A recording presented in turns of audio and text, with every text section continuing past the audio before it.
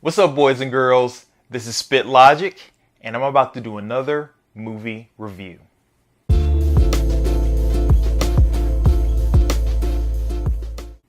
Black Panther is the latest installment in the Marvel Cinematic Universe. It was directed by Ryan Coogler, and it stars Chadwick Boseman, Michael B. Jordan, Lupita Nyong'o, and Dana Guerrera. So, for movie reviews, what I'm going to do is I'm going to go over the cinematics, the script or the story, the performance, and the theme. What was this movie trying to say, and did it accomplish that? So let's get started.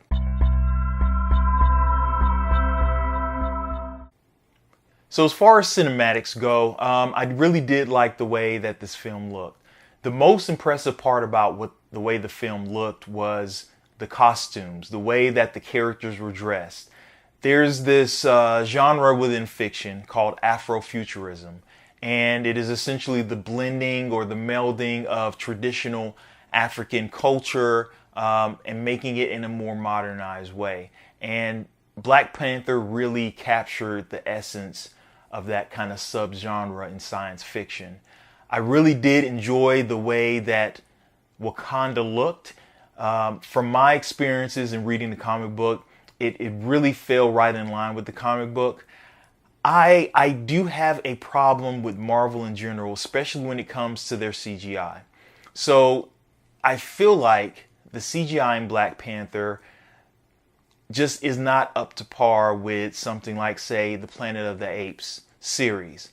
When I look at what they did in Black Panther and really all the Marvel cinematic interpretations, it is kind of the same CGI that we've seen since about 2007, 2008. It hasn't really improved that much. When there was CGI, you knew it was CGI, and for me, that fell a little flat as opposed to the parts that were kind of a blending of CGI with real life. That was when it was really more impactful for me.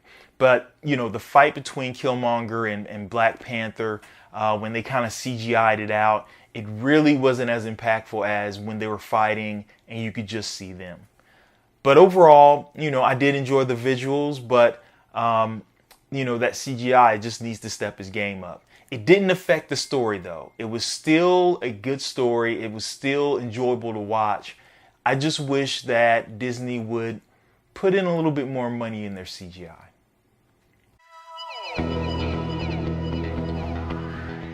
So let's talk about the story. Let's talk about the script in Black Panther. I was really impressed with the script. I really did enjoy the story.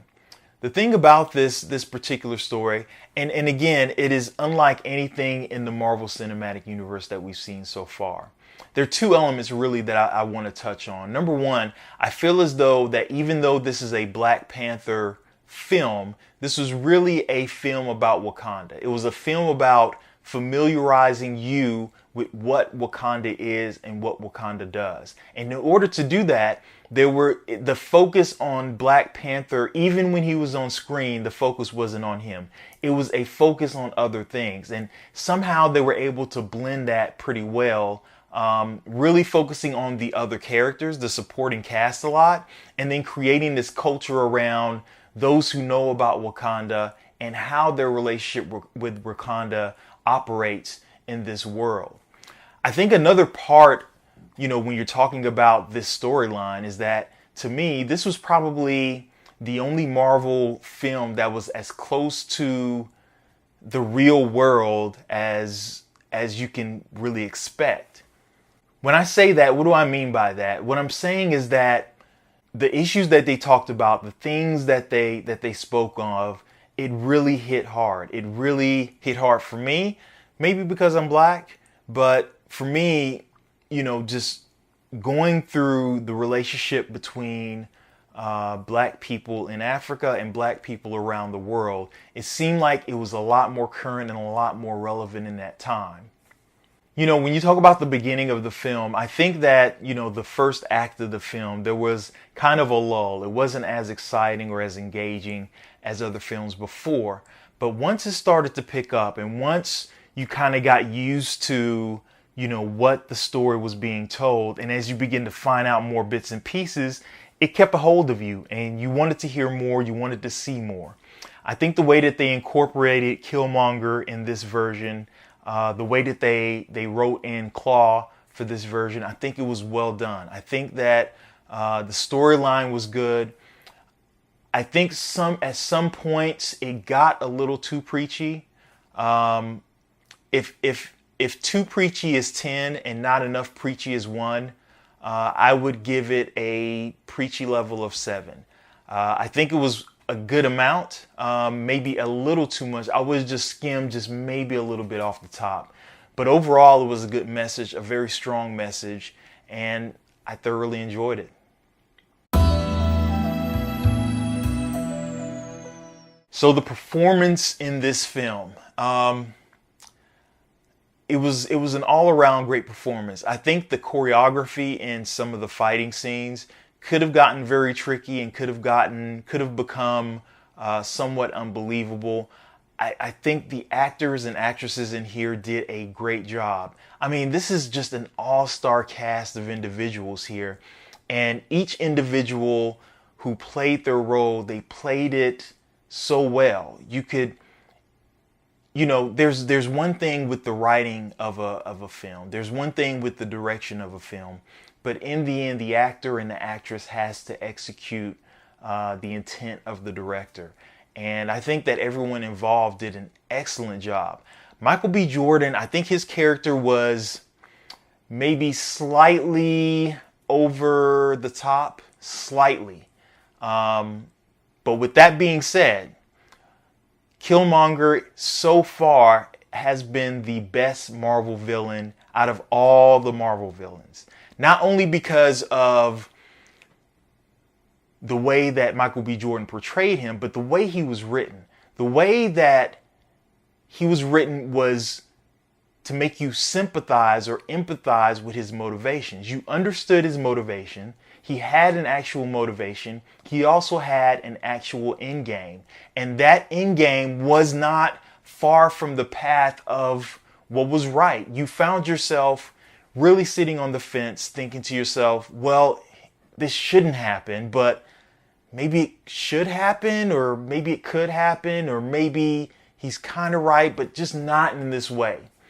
I think just kind of creating that swirl of emotions, that confusion of emotions, that mix, it is what makes him the best Marvel villain. The second place Marvel villain would be from Spider-Man Homecoming, Michael Keaton's character. I can't even think of his name right now, but those two individuals had a clear motivation, and their motivations intersected with the main character, with the hero. And you could understand and you can empathize with the hero. You can empathize with the villain, and in some ways you're right, okay, I get it. I understand why you feel this way. On the other side, you think to yourself, well, we can't allow you to do this.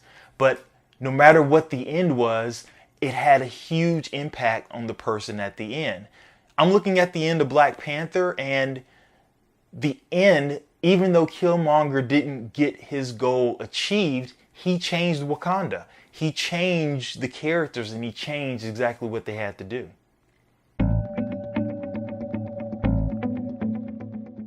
So what was the theme of Black Panther? What exactly were they trying to convey? What were they saying?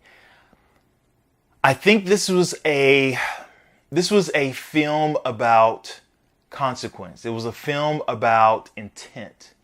They say that the road to hell is filled with good intentions, and this is exactly the theme of Black Panther.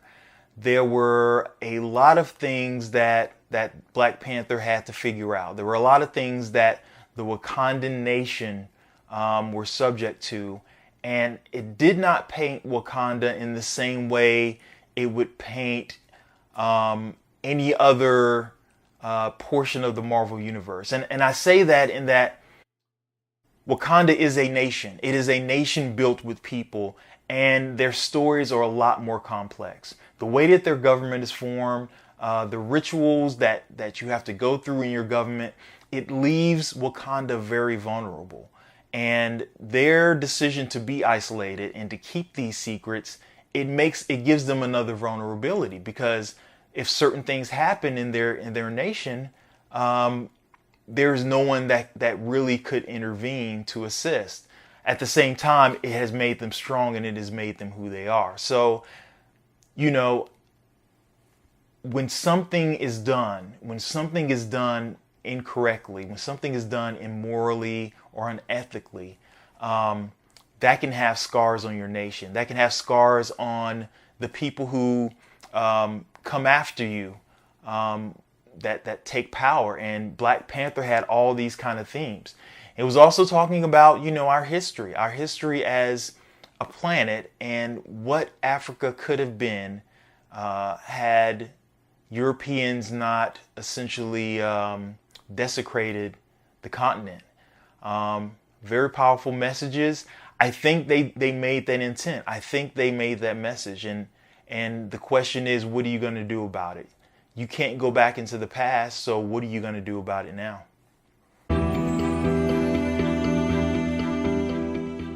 So with all things considered, I give a composite score for 4.3. Black Panther was a great film. I really enjoyed it. It was a treat to watch. The shortfalls with the CGI, I was able to look past. The slow pace of the beginning of the film, it was okay because it was an important piece that had to be told. Did the film get a little preachy at times? A little, just a very, very small bit. Overall, I was very satisfied with what I saw. I can't wait to see the Avengers Infinity War. And, you know, this is coming from a guy who is a DC comic fan. Marvel is just killing it right now. They are winning. I don't see DC Comics coming with anything remotely close to what Marvel has been able to do. And it's unfortunate. They have the greatest characters. They have the greatest characters that have ever been made. Nearly everything out of any comic book genre, any superhero, anything is based on DC Comics. So why can't DC capitalize on this in the same way that Black Panther has? They did it a pretty good job with Wonder Woman. What about Justice League? You know, Suicide Squad. I mean, I'm looking at these films and the potential of these films, and they're just not touching Marvel right now. So until they do, until they step their game up, until they decide to take this seriously, I'm going to be on the Marvel cinematic bandwagon. So that's all I got, boys and girls. Thanks for listening. Thanks for checking me out. And until next time, peace.